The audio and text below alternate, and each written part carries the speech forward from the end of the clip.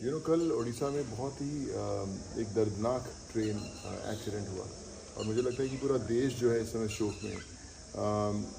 लेकिन दुख की बात ये है कि हम अचानक देख रहे हैं कि सब पार्टीज़ के लोग एक दूसरे को ब्लेम करने में लग गए हैं, नीचे खींचने में लग गए हैं, but no one is thinking about the families of all these people who have gone through that.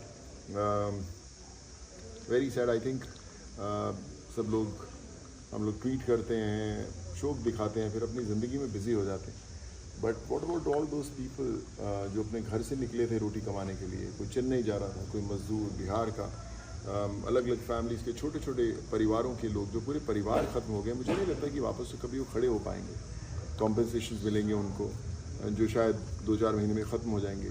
Injured जो लोग हैं उनको थोड़ी कॉम्पनसेशन मिलेगी जो शायद फिर 1-2 महीने में ख़त्म हो जाएगी। बट इमेजिन कि जिसकी टांग टूटी होगी, जिसकी गर्दन टूटी होगी, कंधा टूटा होगा, वापस कब अपने काम पे जा पाएगा या कभी जा भी नहीं पाएगा। These are all the bread winners of the families. और मुझे लगता है कि सरकार बहुत कमाल का काम करी, पर एक छोटी सी पॉलिसी कहीं पर अगर लेकर आए जहाँ पर मुझे लगता है कि जो ऐसी ट्रैजिक इंसिडेंट्स होती हैं, जो इतने मास लेवल पे हमारे देश में ऐसी दर्दनाक घटनाएं होती हैं, उसमें उन फैमिलीज़ को जो इंजर्ड हैं उनको ताज़ ज़िंदगी, जैसे हमें पेंशन्स मिलती थी, प्रोविडेंट फंड्स मिलते थे, या एक फ़िक्स्ड इनकम आती थी, वो ज़रूर आनी चाहिए कि हर मंथ कुछ भी इनकम हो, 15-20 हज़ार, 25 हज़ार, 30 हज़ार, जो भी एक इनकम हो।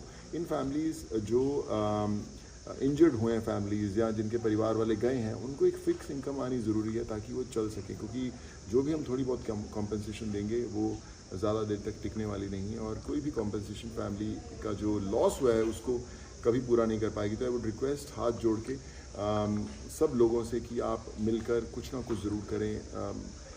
जो स्टेट गवर्नमेंट्स हैं, जो सेंट्रल गवर्नमेंट्स हैं, बहुत कमाल का काम कर रही हैं, but together I think they should form certain kind of policies जो आगे तक एक एग्जांपल सेट कर पाएँ।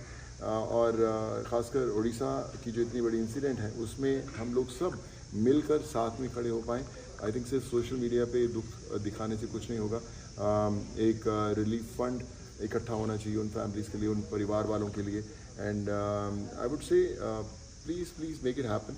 एंड सब पॉलिटिकल पार्टी से प्लीज़ एक दूसरे को मत ब्लेम करें, ब्लेम गेम मत खेलें, मत नीचे दिखाएं। I think it's time for all of us to stand with the families who have lost their loved once.